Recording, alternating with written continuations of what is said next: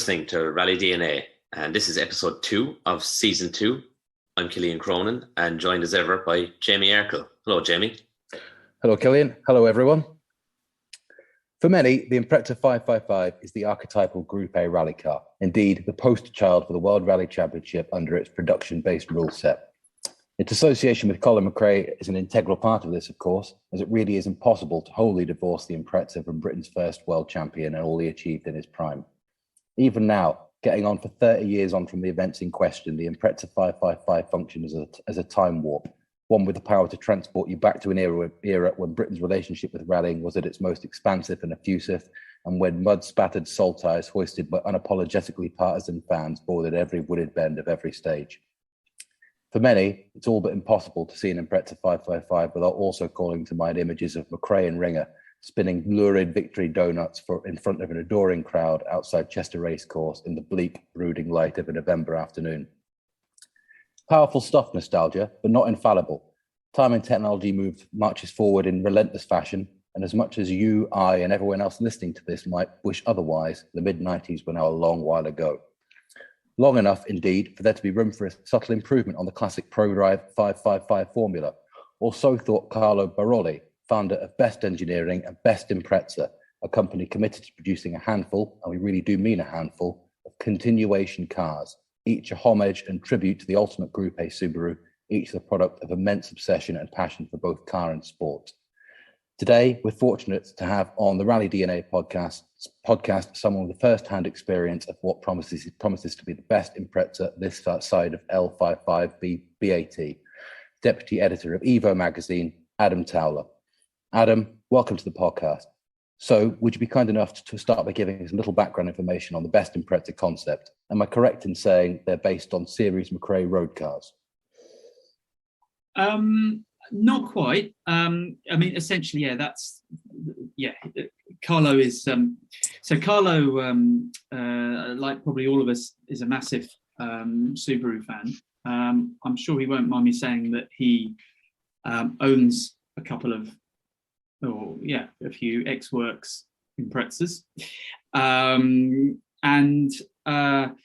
one of those is a genuine 555. So this is the car that I also got to drive in the story, which is L439BXP, which I think, when I looked it up, I think it actually ran under the reg plate L555 GPA for a while in its, shall we say, postmodern historic guise.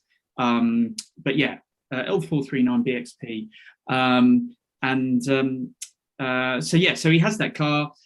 So the idea with this new car is, with the imminent arrival, as I understand it, of Group A in historic rallying, I think he wanted to make, as he calls it, a continuation car. So he wanted to take that car and build essentially another very low volume run of them, as close as possible to the Group A homologation documents and everything else.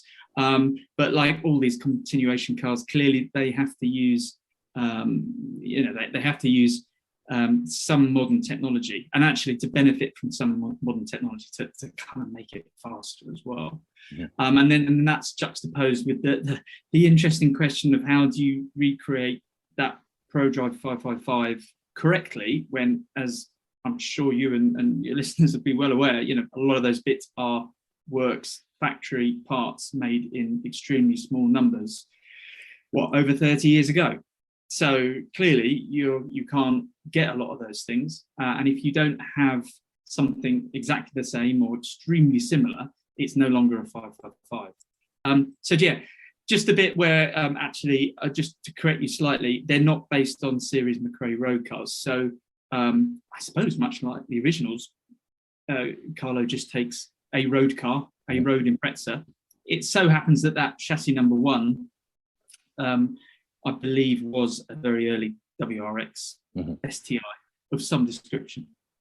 But I know that for the forthcoming cars, because there's going to be 8 in total, he is using, kind of a sports non-turbos, that have had an easy life, and that he can get his hand on that don't cost too much and aren't rusted to oblivion. So it doesn't matter what you start with. Just like prototype, I guess. Somebody, I think they started with various different things, didn't they? Yeah, I mean, I suppose it makes sense given to look for how far ahead of this we now are. It's these cars have lived one hell of a life over the last 30 years, invariably. So it does make a lot of sense to go for the ones that are going to be less thrashed, let's say. Yeah, for sure. I mean, I think the process of it is pretty exhaustive, and so you are ending up with an as new car, because I think it's 500 hours.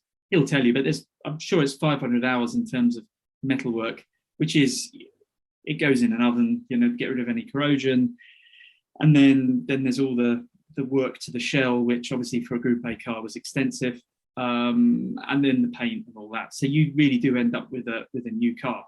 But it's an interesting point, right? Because you mentioned about these cars are that old, and he says that about his one, which is, he does Rally Legend, and he was at Knock Hill the other weekend with the L439, and I think it's not always the easiest of cars to run because it's old, right? And if you look at the history of that car, and I think it was Piero Liati's Italian national car in '94, and it was run by an Italian team with backing from ProDrive, I think, as like an official, kind of official entry, semi-works, I guess you'd say, entry.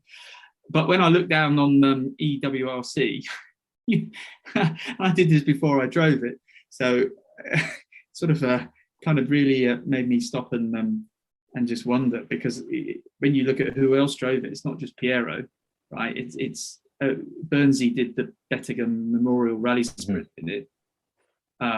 Mickey Piazion rallied it in period. Stig Blomqvist rallied it in about, turn of the millennium or something in the UK, in some little, like, quite small national rally or something. So that car has seen a lot of action. It's a warrior, that thing. And this is Carlo's own car. Yeah, this is Carlo's own car, L439, and which is great, which is its history, right? But if you wanted to compete in it next year in the FIA Historic Rally Championship, you're asking an awful lot of a car that's already done an awful lot. And of course, I suppose the other thing is, it's a big investment, right? These things have gone crazy. And I don't know whether that's quite hit the Group A cars yet in the way that it's hit the 2-litre world cars, which, I mean, as you know, they've gone absolutely mental in price. Only compared with like 3 or 4 years ago as well, but I'm not sure that's quite, I'm pretty sure that quite hasn't happened with Group A yet. But even so, this is a genuine X-Works 555, and if you stack it, I mean, it's going to make you moderate your driving a little bit, isn't it? Yeah. Whereas, if you start with a box fresh one, happy days. Although a box fresh one built to vanishingly small numbers. I mean, you say 8 in total, 1 for each McRae, 7 for a McRae victory, and then the final one to commemorate the '95 title. Am I correct? Yes, correct. So, come on, guys, I'm sure you know this. The first win would be what? Rally GB 94? 94, yeah. And so, so then all the way through to every Reese winning. 96? Is that the last one? Yeah, exactly. So it's 2 or 3 a year, I think. Yeah, it must be, yeah. Yeah, I think you got 3 in 96, because that's quite an interesting one, as the car was quite old hat by then, and it was still able to ring a result. Yeah, exactly, from it. Yeah, is that a David Ringer pop? I remember that year. Tommy, my word. Yeah.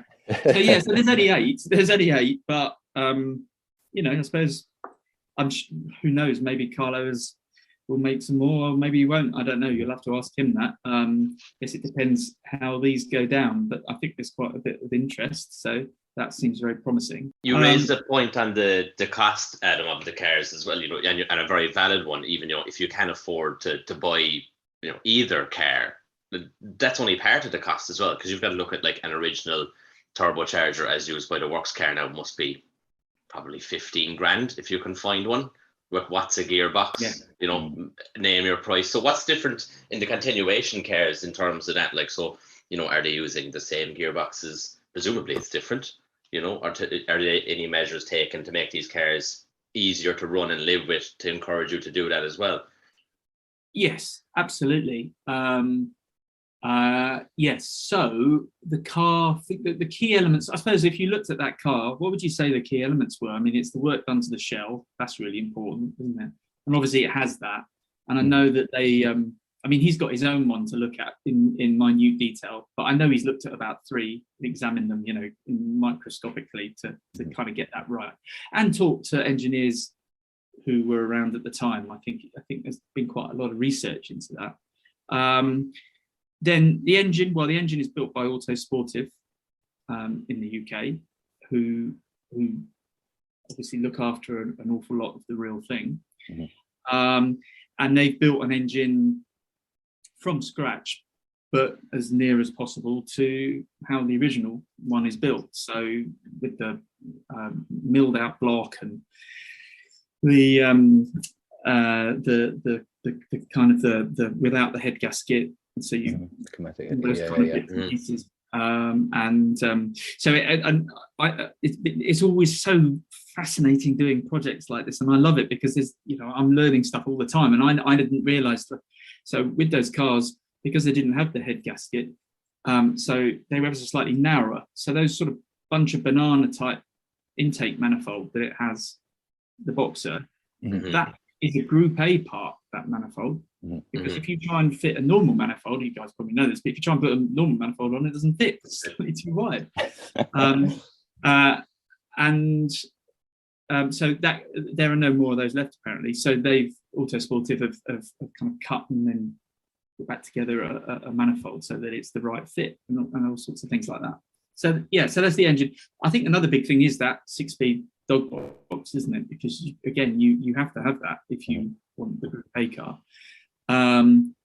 So I think with a process of looking at things and clever engineering, they've come up with something which is fit for purpose kind of thing. And yeah, as I say, Carlo will be able to give you the kind of the precise details on that, but yeah, it does have that kind of the right sort of 6-speed dog box. And what else? I mean, I suppose where it differs is the electronics. That's a big thing. So it has modern electronics, and I think in terms of running the car, I think that makes a huge difference. Presumably the ECU is completely different this time around. It's a modern ECU, yeah. It's a completely modern ECU, and so it still has that offbeat idle, the off-kilter thrum. Yeah, kind of that weird thing, like it's got a misfire, but it's got a modern ECU, so I guess it could probably run very smoothly. But it's attention to detail, right? It still has that. Yeah. I mean, you wouldn't want to be running a GEMS system in these days now, which is 95 spec GEMS data logging would be just, I imagine, a nightmare. How would you even connect to it? What would you talk to it? Well, then, I know it's an interesting point, I think, because I believe we're in the territory of there being one laptop and one laptop only with those originals. I mean, have you seen the guy that there's video footage of the guys trying to map and work on a McLaren F1 GTR with an MS-DOS sort of era laptop, and it's like, wow, I love that. It's absolutely incredible. I know I wouldn't want to do it every time if I owned the car, but I love the fact that it exists. Yeah. But I think this is something that's happening all through sort of motorsport and the historic motorsport now. Because I remember reading about the Sauber Mercedes Group C cars, and I'm sure it was the same thing with that. There was one laptop, and they couldn't run them without that laptop. And I think the ones that race now in historic Group C, I'm sure they're on Motec. They all run on Motec. They don't run on the originals because you just can't. Yeah. No. So, you could.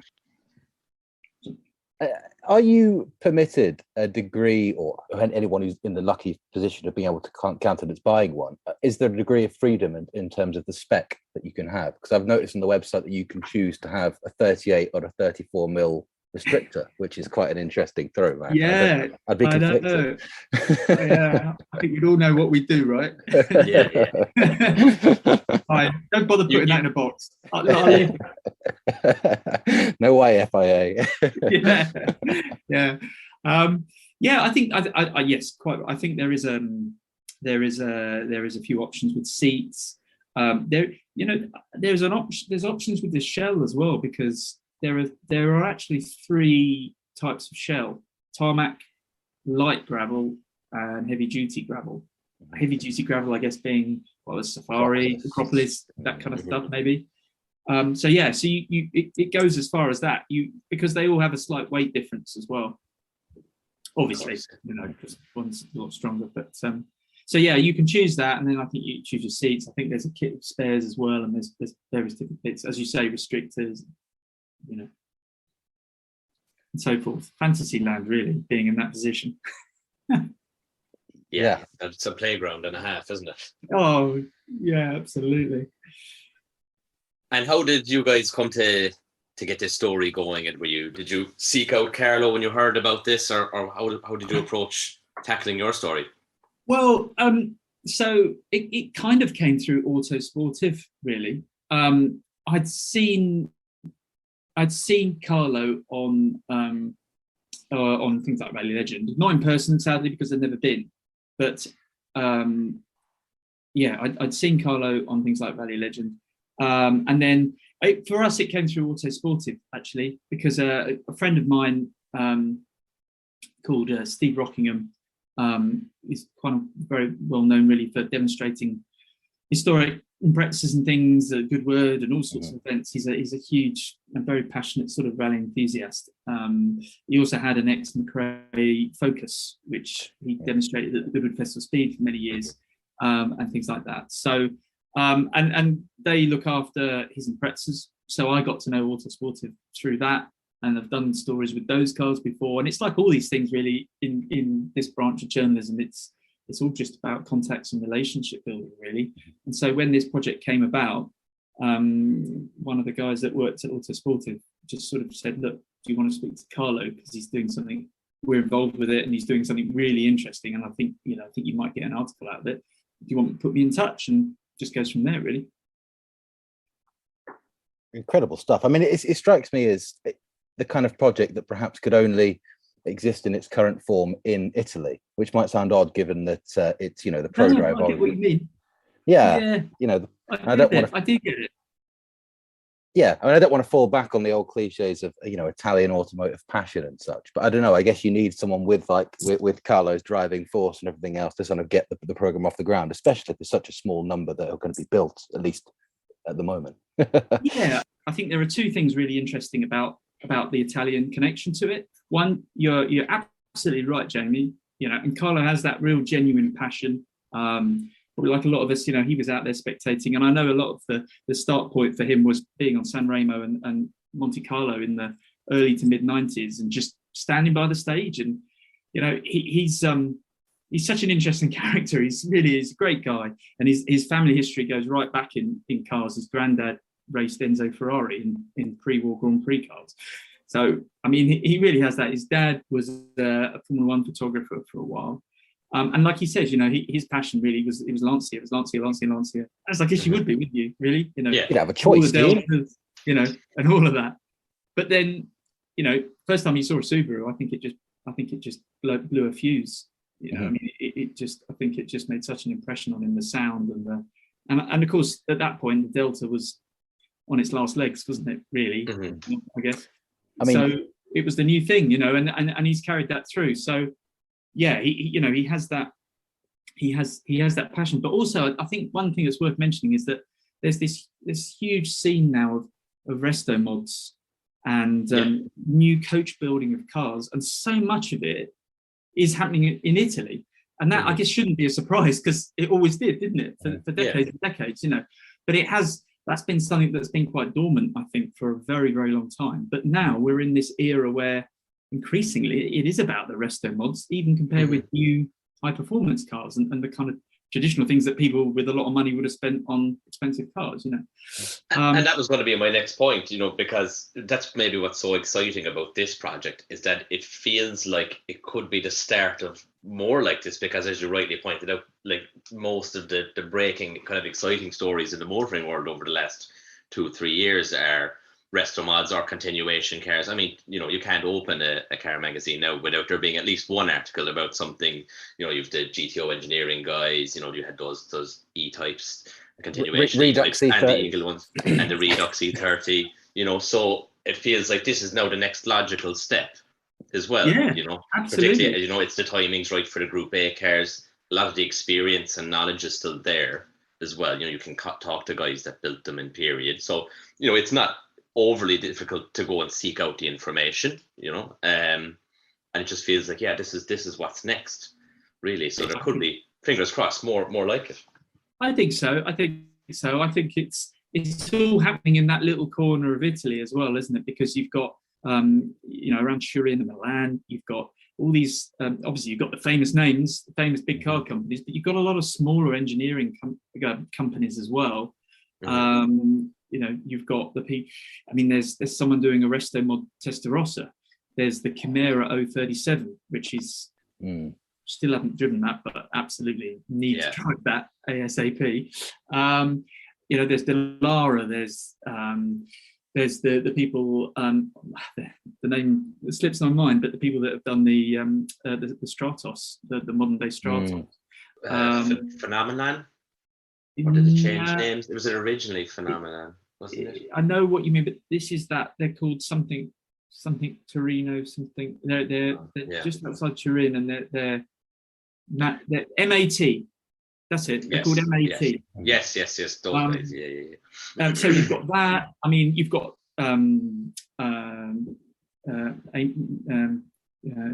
what's the Integrale? You've got that Integrale as well, haven't you? The two-door. Yes, the two-door one. Oh, the company name. The man behind it is Amos, isn't it? Eugenio Amos, I think his name is. I can't think of the company. Yeah, but you've got that. You've got these really, really exciting, kind of imaginative, interesting projects and products using cars that we all love, but taking them and doing new things and modernizing them, but taking them down a different path. And I think it's fascinating. I think it's a really interesting time.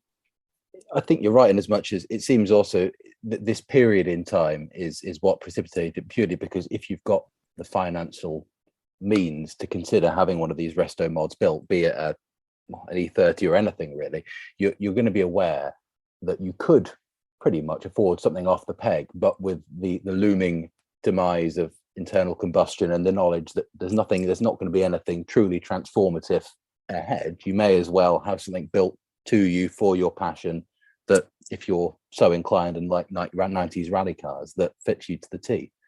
Yeah, absolutely. The possibilities are almost endless, really. All right, for some. I mean, I think one of the things I like best about the website, if nothing else, the fact that you can tell Carlo's passion for the fact there's a bit called the Boxer Sound Experience that plays whether or not you like it, and automatically plays a donut, the in-car audio, and I think stage side as well. That's like, that's how you know they're on our wavelength. It's so good, isn't it? It's just so good. But yeah, I'm always, I mean, I love this car, and I love the original as well. And for me, it's always been and always will be, as I wrote in the story, actually, it is the rallying Subaru. It is what I think of. And I know that, it always feels like that's actually a very niche viewpoint, because everybody goes mad for the world cars, and the computer games are with the world cars, the Colin McRae games. And so, I think it's always feels like being in a bit of a sort of a minority club, but this is, for me, this is the car. This is absolutely the car, and you always have to explain to people, like, this is the one that makes the noise. This is the proper noise. This is, it's important, and obviously that really comes across with Carlo, I think it looks so demure as well, and always did do for even a Group A car. I know there's no shortage of 3-box saloon Group A rally cars with wings, but even in its pucker tarmac guys, it looks great, but it's not a particularly aggressive or arresting looking thing. you know, No, and that perhaps not at all. No, quite. It's yeah. Well, I was just going to say for me, that's part of the appeal. So, I really think it is because it just looks so good, and the reason it looks so good is, I think personally, is you look at it and you think, yeah, it could be a Turbo 2000. It could be a Turbo 2000. It's not. And then the more you look in the details, you realise it, and it's got the overused word stance, isn't it? But it has, in tarmac spec, it has the best stance for me of any car. There's something about the ratio of the 18-inch tarmac rim with the size of the body, the rider, everything is just so perfect. Yeah. And yet it's not sort of shouting about it. There's something, I think, well, is that a sort of a Group A thing? I don't know. I suppose some of them were quite wild, weren't they, really, to look at? But Escort Cosworths were hardly, they weren't exactly shrinking violets, were they? But I do think, you know, I put that in the story again. Sorry to sort of say that again, but one of the things I said in the story was, if you're used to modern WRC cars, you know, it looks so innocent. It really does look so innocent. There are no massive intakes, splitters, wings, box arches. There's none of that. And yet, the moment you fire it up, you know, it's much more of an animal. I mean, you know what they're like. It's just crazy. I mean, wow. The fumes from it alone are enough to actually. At one point, I had to go and sit down. Honestly, my eyes were stinging and my throat was burning, and it's such a visceral machine, isn't it? It's alive. It feels like it's alive. And so, was this the first time that you'd driven a Group A Impreza? It was, yes. Okay. It was. So, did it? You know, what was your? Okay, you know, it's clear that you were quite passionate about that car. You know, could you have been any bit prepared for what it delivered in the end? You know, did it absolutely live up to the hype for you then? Oh, sorry, which one did you drive first out of the two? I drove the old one first. I drove the original first, yeah. Yes, it did. It did live up to everything. Was it like I thought it would be? Yes. I think it was, really. I think. So one thing I was a little bit, not nervous, but had a little bit of trepidation over was the gearbox in the dog box. And I just, I really don't want to mess that up and be missing shifts. And, you know, is it going to be awkward? Is it going to need any kind of special treatment?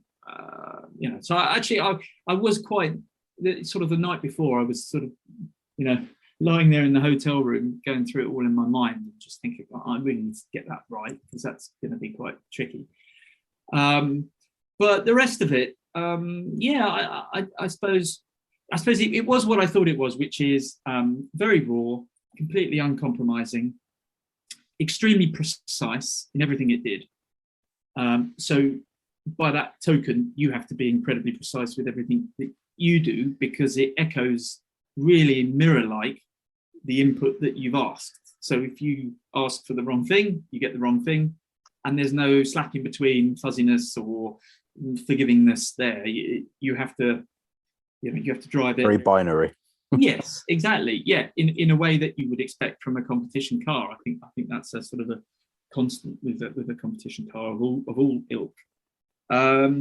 It was fast. Obviously, it's not, you know, blow your mind fast, because it weighs 12-30 kilos and it has somewhere out just over 350 brake horsepower. So it's fast. It's not, oh my god, fast, but it's the gearing is so short that it seems a lot faster than I suppose it is. It feels very, very potent.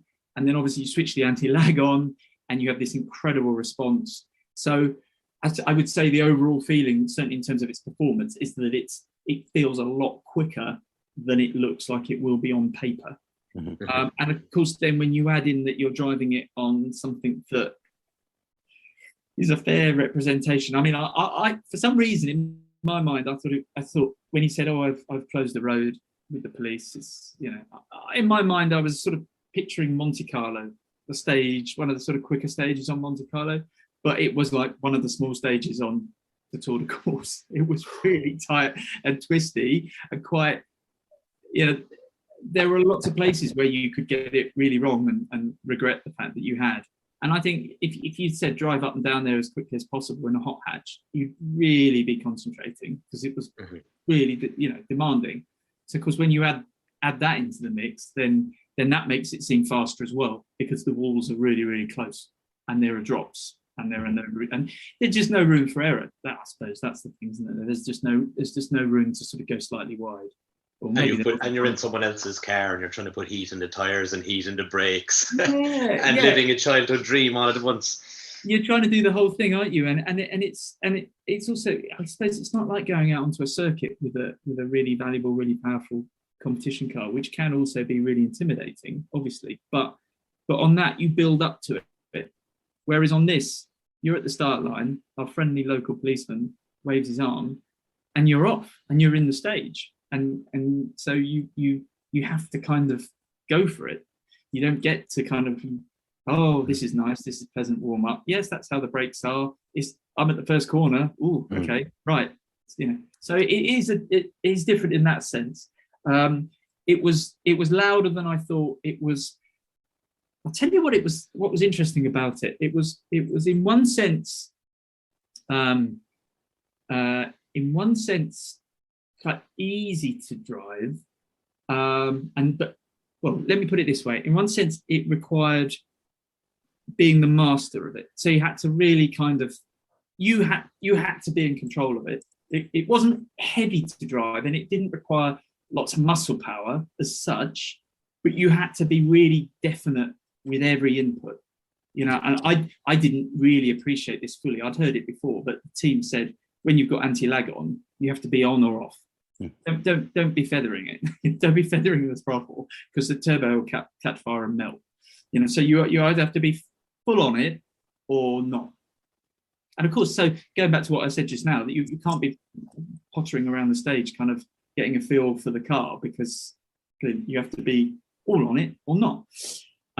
So it was this mix, actually, of having to really boss it and insist that you're in control of it, but at the same time actually being very delicate and precise. And that's quite an unusual combination of two quite disparate kind of qualities, really. So I think, I felt that to get the best out of it, obviously I would have needed a lot more time, but to even approach being able to kind of say, well, I'm starting to make it really work now. But I think being able to fuse those two different qualities would be really key. And so you've gotten out of that car, then presumably you're approaching the new car, as it were. Well, yes. Take the number plates off it. Don't look at what it says on the bulkhead. What makes it different when you look at it? What makes it stand out from the old car? Can you? Is it that good?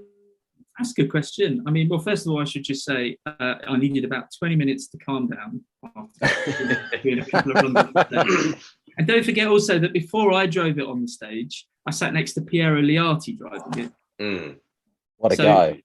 So by the time I'd driven it and got in, I had to just go and sit down somewhere and just try and cool off and calm down, because I was all over the place. My brain had melted. I couldn't believe this was happening. It was just one of those things. I said this to Carlo. He knows it, but in this job, I'm very lucky to sometimes do really exceptional things like that. But when you actually reflect on it, and that you're driving that car on a stage closed by the police with Piero Liati, it's a 555. And then the notes that Piero was working from were by Fabrizia Pons. She'd done some notes for us, and I had a message from her with the notes on it, and I was looking at it, just going, really, Fabrizia Pons has provided me with some post-it. What's going on here? What's going on here? It just blows your mind. It's just extraordinary. So I did. So I needed a good lay down for about 20 minutes, and then obviously there was a long lunch lesson Boozy Italian lunch. No booze, but a lovely bit of pasta, and you know, I mean this in the nicest possible way. But you know, we're all sort of going, come on, let's go, let's get on. We've got a photo shoot. But no, we've got to stop for the lunch, which was very lovely, I must say, very tasty. But yeah, so then it was into the new car, and I drove that one first. So Piero had the grim job of sitting next to me, and yeah, to be honest, you know, it's a bit cleaner to look at. It's got, you know, it had less graphics on it, so it doesn't have the bananas on the side, and it's got the best logos, which are sort of in the style, and it's got some of the sponsors that the original had. So it does look a little bit different, but it's got the same wheels because Speedline have started making those wheels again, which makes a big difference. So it's got those gorgeous SL113C. I know I'm going to get that wrong, and someone's going to. I have it here somewhere. Message you. I used to do PR for Speedline, so really I have no excuse. But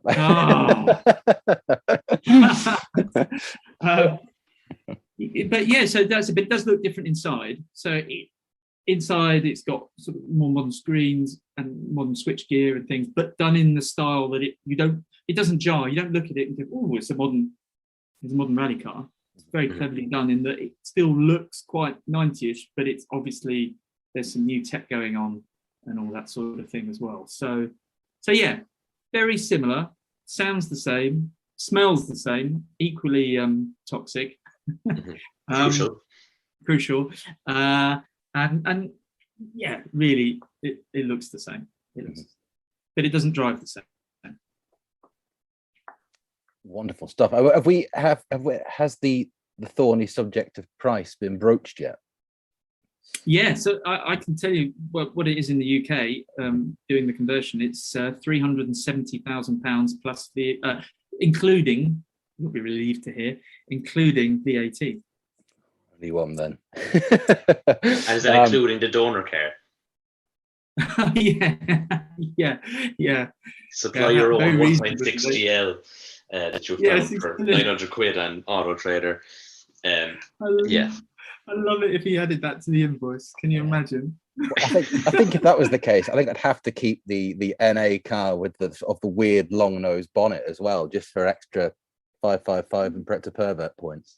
yeah, and trailering to the workshop charge as well. Can you imagine? I do think it is all included, which makes that P25. Well, that's quite a bargain next to that P25, isn't it? Maybe. I know which I'd rather have, and yeah. Well, yes, indeed. Yes, quite. Fantastic. So, you see any more of a return to driving that now in the future, Adam, or will you be pestering him now to go back and drive it again when there's like an unveiling for a customer somewhere? Oh, I would love to drive it again because I should say, although you may be about to ask me and I'm jumping the gun, but the McRae edition, it does drive differently. I mean, it's clearly the same car. I actually found that quite difficult because it's so similar and it is the same car. So your brain is, when you get out of one, you get into the next and your brain is telling you this is the same car because it's not the same car. So I think, the response to the brake is slightly different. Ever so slightly different. The first few millimeters of pedal travel are slightly different, and the response to the engine is slightly different. So you go to heel and toe, and it's your brain is telling you, well, I'm sat in this car, and it looks exactly the same as the last one, and I know it's the same as the last one. But suddenly now, that doesn't quite work because everything needs to be weighted and needs to be approached ever so slightly differently. So that was actually one of the hardest things. I know it sounds ridiculous to say it, and people listening might think it's a bit odd, but that was one of the hardest things to get my head around, was that they were so similar but crucially slightly different. But one of the things I don't think I mentioned before, one of the sort of modernization bits is the suspension. So it runs 3-way adjustable Rigers, the new car, and honestly, Bilsteins in period, wasn't it? Yes, Bilsteins in period. And when you drive the two cars, the biggest difference is the way they ride. And it seems to some people maybe a bit silly talking about ride quality. It's not a limousine. What are we talking about ride quality for? Rally car. But the original gives you an incredible confidence, inspiring feeling, and it's it has a beautiful poise on the road. The course and the way it handles and everything that you'd expect of a works Group A car is incredible. But you get into the new one and it literally glides down the road. It doesn't notice things. It just goes straight, ruts, bumps, potholes, just goes straight over the top. It's like they're not there. And I think a really big percentage of that car's extra performance over the original is the suspension, undoubtedly. And those are just my thoughts. But Piero, well, when he drove it, because I got out and then he drove it, and he was completely blown away by it. He was properly excited because it's the suspension. It's the fact that the car is obviously so much newer and fresher and tighter and together, and also the engine picks up a lot quicker. It just picks up a lot quicker. It's just got more response at a wider band of revs, whereas the original, it definitely had that kind of nothing. Oh, now I'm in the band that I like to work and I'm off. But the new car is really flexible and punches equally as hard, but a lot earlier.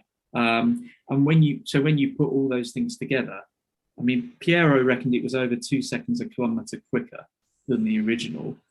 He couldn't believe it. We got to the end of the stage. He pulled the bar, did a beautiful handbrake turn as you'd expect, and we just sat there laughing. I mean, he was blown away by it.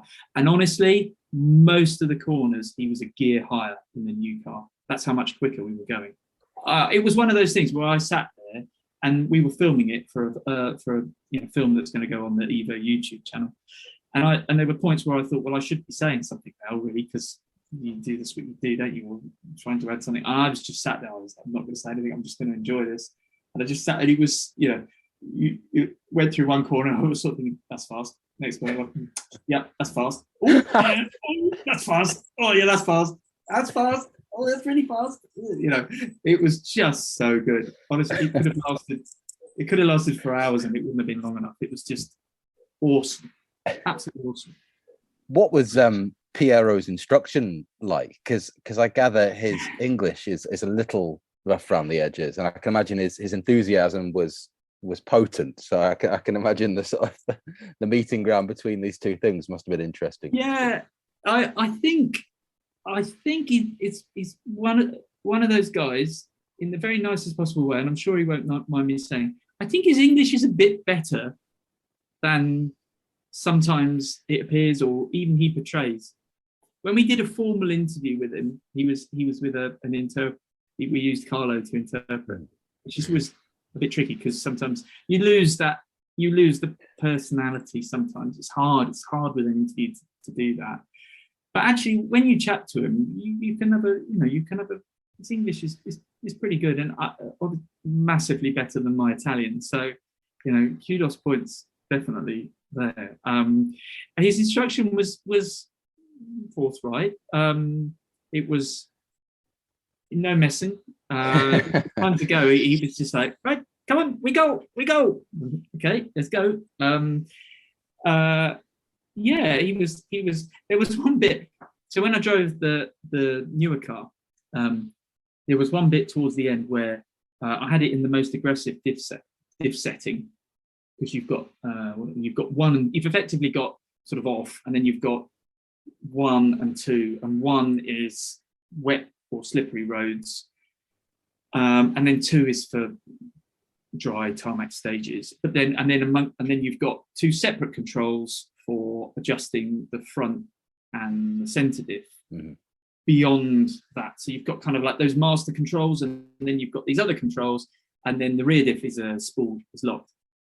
And I had it in the most aggressive diff setting, and we came through this really narrow, twisty seat with the wall there, and the arm coat was on the inside, and then like a vertical drop. So it's one of those ones where it comes in, and the arm coat sort of comes right into your sight line, and then disappears again. We went through this, and I must admit by now I was getting very hot, and kind of almost needed to sort of pause a little bit and consider what was going on, because it was harder to drive in a way. that's something I have to say. It was harder to drive in some ways than the old car, purely because it was so much faster. So it was a little bit lighter, all the controls. It was a bit more delicate. It was a bit more responsive. It was hyper responsive to the controls. And so the car was really like super agile. But as someone sort of new to it, actually, that in some ways that made it harder. Whereas the old car was a bit more, you knew where it was, and you had that build up of the weight a bit more. And for a novice, it's actually in some ways almost a bit easier. A bit more slack to hide. yeah, exactly. So, I'm off boost. Oh well, that corner wasn't quite right anyway. So, but in the new one, there was none of that. It was just go, bang, bang, bang, bang, and went through these sort of things. And I locked fronts, and it was a 90 right with a cliff face right in front of us. And I managed to unlock them, but I could see it wasn't going to go around cleanly, and I didn't want to chance it. So just came to a stop, put it in reverse, went on again. And Pierrots just comment, he sort of just looked at me and sort of gave a sort of a half smile and just said, I think we put it in the one. Turn it back to the novice wet rose setting, and it was sort of I wouldn't say crushing, but I was like, okay, fine, yeah, fair enough. So it was, but he was a good sport. He was a really good guy. He was very, very good, very good. Good guy. And as to your origins and interest in these cars, were you stood stage side back in 94, 95, like we were as well, watching them? You know what? I wish I had been, but that was just slightly too early for me. So I think my first RAC was 98.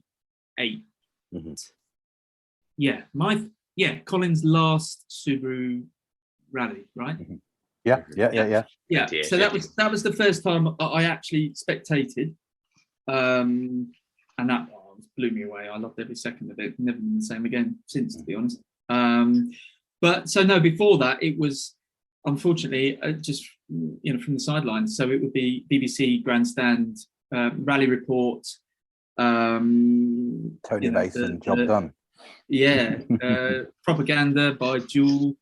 That is just I hear the first couple of bars of that music, and it just. I'm sure, like so many of us, it just takes me right back to sitting on the sofa at home, probably having a Sunday evening tea or something, watching William Woolard. I mean, it was amazing. I never got to see any of the other rallies in the championship because I don't ever remember them being televised. When I was a real kid in the 80s. So it was literally just Lombard RAC Rally Report. And it was, to me, it was the coolest thing imaginable. And then as I got a little bit older, perhaps in the late 80s, I started buying Autosport. Bought Autosport every week religiously, and just couldn't get enough of motorsport in general. I just read those Autosports back to back, cover to cover. I could almost memorize passages of it. It's so weird, I know, but I don't know what it was. I just loved it. It was just a huge passion for me, and always has been. And all sorts of motorsport, but including rallying. So the Group A years for me were reading all the reports in Autosport and watching the Lombard coverage every winter on the telly. Spurred on by that boxer sound, no doubt, of that Group A. Well, yeah, it was. So I mean, when I really started to get into it in 1988. That's when it kind of. I don't remember that much before that of rallying too much. I don't remember watching Group B, unfortunately, on the telly, and I would have been very young then. But I do remember 88. So is that an 8-valve Integrale or is that pre-Integrale? That's 8-valve. 8-valve bit is there, yeah. Yeah. So So it's that, it's ST165, and of course it's 3-door Sierra Cosworths. It's Jimmy McRae and the Cosworth winning the British title, I think. He did win No, Guy Llewellyn in the ST165 Securicore. That was such a cool car. It's that is where that's my entry point to it all. And then big fan of Malcolm Wilson, Sapphire Cosworths,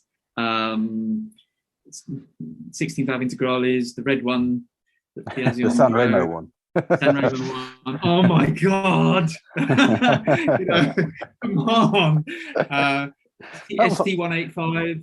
I mean, what an amazing car. And then obviously Legacy. Not so much the world legacies. It was all about the British Championship, really, for me. Rothman's, McRae, because I think really that's when watching that, and that was something else, and just the excitement around him. I think it was the excitement around Colin, and Colin then taking part in the RAC at the end of the year, and when he started to do really well, the first time that was in a Sapphire, wasn't it? 90, and he was doing really well, and then totaled it. That's the gate hinge year, I believe, isn't it? The exterior door lock. I remember the raw excitement of thinking here was a Brit who could actually maybe win, because up until that point I was too young for Tony Pond. Wish I hadn't been, because he sounds like the coolest dude of all time, and I can't read enough or watch enough of Tony Pond. There were obviously Malcolm Wilson, and I was always desperately wanted Malcolm to kind of get to really get there and win. But it was about those larger than life Finnish drivers and European drivers. Juha Kankkunen and Marco Alen, and they all seemed so unbeatable. They were just so impressive. It's so amazing, and surely no one could possibly compete against them. Obviously, there was Carlos and Didier, but again, they had that kind of that foreign flair, and somehow they seemed so. To me, I guess as a British kid growing up at that time, they just seemed like these kind of superheroes, and it just didn't seem like a British driver could really do that. But then Colin came along and had this outrageous speed and this flamboyance, and that was so exciting. So exciting. I think that's one of those things that perhaps is easy to miss for people. Obviously, when I was growing up, first started going to watching rallies, Colin was an established part of the furniture, 96 onwards, but you're still aware of it being quite a big deal that a Brit was able to do this, or at least someone who wasn't Scandinavian was able to do this. And now, because an entire generation has sort of become aware of, 2 generations probably, has become aware of Colin McRae and his exploits long after he retired, perhaps that sort of seems as almost a given that, this prodigal talent exploded and suddenly here we are, world champion, all the success, job done. It was hard won and didn't seem likely for a long time, for most of 95. Oh yeah, of course. And obviously we had Bernsey afterwards, didn't we? So it went from sort of one extreme to the other, didn't it? Buses analogy. Yeah, and such a special time it was, of course. But yeah, so that for me that's Group A. That's sort of how I've got into it. And I suppose if you're a youngster in that era, you just grew up with things like Cosworths being the coolest cars, of being the car that everybody wanted, aspired to, whether that was legally or not, and therefore when you saw them competing, that's the beauty of Group A, right? Isn't it? I mean, that's I really, I'm not so blinkered to it that I'm not a realist to understand why we don't have that and haven't had something like Group A for a long time. I mean, I get all those big automotive industry arguments. I totally do.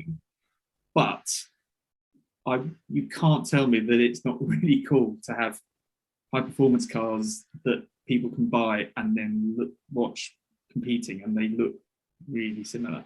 I just think that's. Group A was like the ultimate personification of the race on Sunday, sell on Monday thing, really, wasn't it? And probably no better than the Impreza itself, to go back to it. That was for the brand. Like that's what everyone associated with that brand. Other brands had plenty, motorsport pedigree. Pick any other brand, but Subaru became rallying in a way. It's the case study. It's the case study of how to reinvent your brand, isn't it? I mean, I think the only other comparable one would be Audi, which we all forget about now because the last 40, 50 years of Audi's become the de facto motorsport powerhouse. But, winding back to the early 80s, it was nowhere. And Subaru being the other instance, Well, it's a oft repeated, far too many times repeated cliche, isn't it? But they always say, only farmers drove Subaru before the rally. Mm-hmm. And then they went to being this incredible brand. And I think that's why probably, for me, and I imagine so many people, that's why it hurts so much when they abandoned it, especially in the UK. I know in other countries it's been different, especially America, and I get that. But in the UK, the way they just completely washed their hands of it really hurt, really, it as an enthusiast, that was gutting, to be honest, really was. STI doesn't even exist anymore, doesn't it? It's just fancy badges and trim. No, there's no STI performance catalog anymore. And the WRX in the States currently has a CVT gearbox. So. Oh, yeah, that really is unacceptable. I'm sorry. We've come a long way from a period when a car could literally be named after a cigarette. And that was considered absolutely fine. Yeah. Yeah. Oh, the world. I mean, the world has changed, hasn't it? And of course it has. Quite maybe there will be one day a Subaru EV high performance with an STI badge again. I don't know. I don't have that information. It would seem crazy that it doesn't. But I don't know. Let's be honest. Subaru are a complete enigma. They are, as a company, they are an enigma. It's part of their great appeal, I think. It's part of why people love them, why people are obsessed with them, obsessed with the cars. Because I think a bit like Mazda as well, they don't seem to follow the same rules as everyone else. They just do things that sometimes, I heard the other day, Mazda have launched a big 3-point-something-litre V6 turbo diesel engine. In 2022. Who'd have told you? Exactly. But great stuff, lads. Why not? You have to applaud it. Yeah, because they're still maybe doing this stuff with the Wankel rotary, with hybrids and all sorts, and they still make a 2-seat sports car that weighs nearly just a ton, and all the stuff which, let's be honest, all those big, huge automotive corporate groups tell us, nah, I can't do that. It's too expensive.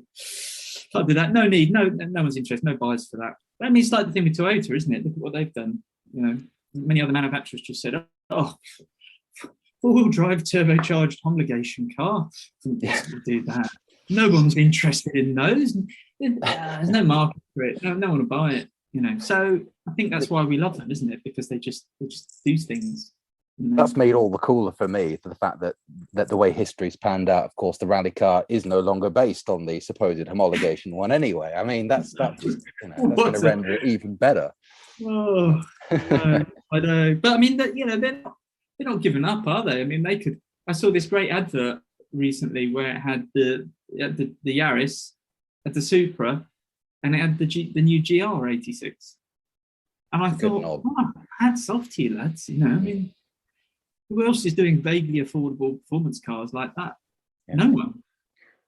And that the new GR86 sold out its entire allocation for right-hand drive in like an hour or something. I know. It's a shame because there's not many of them, which is part of the reason. Only a few hundred, isn't it? Very low numbers, which is such a shame. But I know there are reasons for that. But off topic, I know, but I think this manual Supra, I think, is really exciting.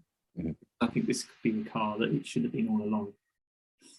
And there's other changes as well. And I think teaming that engine with a manual box could be awesome. But anyway, that's not Group A, is it? But Well, we are conscious that we're running out of time for you, so we might try and bring it to don't worry. Yeah, I can talk about group. It's important, to talk about different legacy RS color schemes, liveries, and all this sort of stuff. It's it brings back you raised a valid point that when you think of a legacy rally car, you don't think of a world car, and I'm actually very much the same. I immediately think of either Kenny McKinstry's one or that LNX sponsored livery legacy, or the Per Eklund yellow. Camel sponsored. Yes. But no, the works pink affair is the best because it's so horrible. And I've said it before. It's the 90s away goalie kit of rally car liveries, and I love it for that.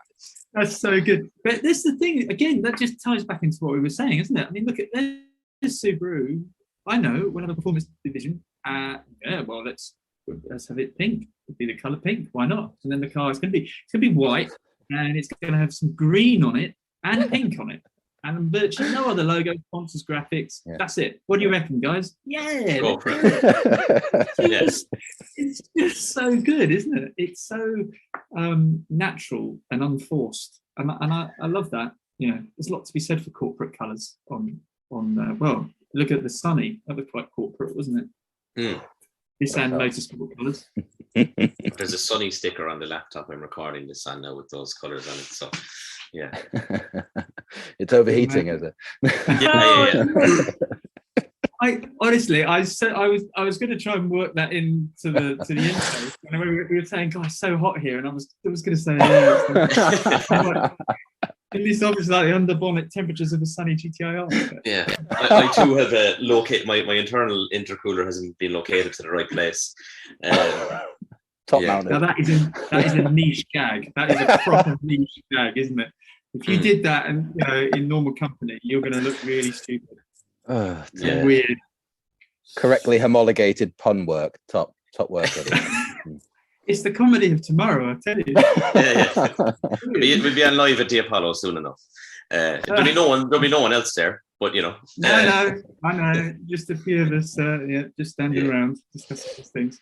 But I think we all love Group A, don't we? It just gave us not only these amazing rally cars, but it did just give us these brilliant road cars, which are now increasingly some of the most collectible road cars out there. And I'm sure many of us reflect bitterly on how we missed that particular. Have you bought yours yet? Because last time we spoke, you said you were on the verge of buying one of your own. Have you pulled the trigger? I don't think I can even begin to tell you the deal I was offered about 10 years ago for. It makes me sick. It just makes me physically sick. And when you look at what they cost now, and I honestly could have bought two really special early Impreza road cars and loads of spare parts for like $4 or $5 grand. And I mean, now that's like 30, 40 grand, isn't it? Easy. And probably only going up from here. So I haven't bought one, and I'm still upset about that, basically. Upset of either. Yeah, I'm Mr. Upset about that. But yeah, I feel I may have missed the boat because there you go. But you never know, do you? Maybe one day. Right, so leakers are still cheap. I can attest. Yeah, well, you've got the cheater. Well, yeah. When talking to that, we're talking, we're being all sort of super pro Group A here, and rightly so. But just as a different perspective, I remember interviewing John Wheeler of Ford fame about Group A, and he basically, and this is why I mentioned that, Jamie, become clear in a minute, because he basically went, ugh, yeah, well, that was the cheater's formula, wasn't it? He had a totally different look on it, because he had some amazing stories about that kind of thing. And I think, yeah, I mean, obviously we know we know circumventing rules and being economical with stuff has been a part of motorsport since the turn of the century. Since the very first days of motorsport, it's been a thing, hasn't it? But I think his view was that because you were dealing with road cars that had to meet a certain specification and had to have paperwork to say that they were a certain specification, it was an inviting, and sometimes manufacturers felt a necessity to, bend things. And I think some of that bending was quite innocent. Some of that bending was shockingly not innocent. There's an incredible coffee table book we'll never ever get to read about all the cheats that were undiscovered, aren't there? Because no one's ever going to go on record, and photos will never exist. Yeah. Like, there's a few others I've heard about that I wouldn't actually mention on the podcast for fear of being contacted by an angry person, but they were there. There's so many. I've been tempted to start a red herring rumor, just like a completely nonsensical one. Just, if Lancia can have nitrous stuffed roll cages, then anything's on the table. That's always the one, isn't it? Yeah. Yeah. It could be like one of those games, isn't it, where you have to pick like your first name and then your surname is based on something else. Do that Group A period cheating. Yeah. That's how your data gets stolen.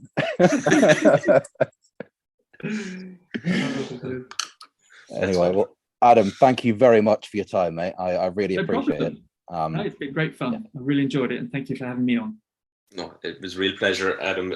Chatting Group A is always a pleasure anyway, and especially with someone as enthusiastic as yourself. And I look forward now to asking Carlo some really nerdy stuff, like did he stick with titanium wheel studs or go steel like people are doing with the modern cars now, because they won't do titanium wheel studs. Go on, put him on the spot. Go on. Yeah. Put him on the spot as much as possible. He'll love it anyway, so... Make sure you grab the current August issue of Evo magazine to read about the Imprezas we've been talking about, everyone, by the way. Thanks very much again, Adam, and see you again soon. Okay, thank you. Cheerio.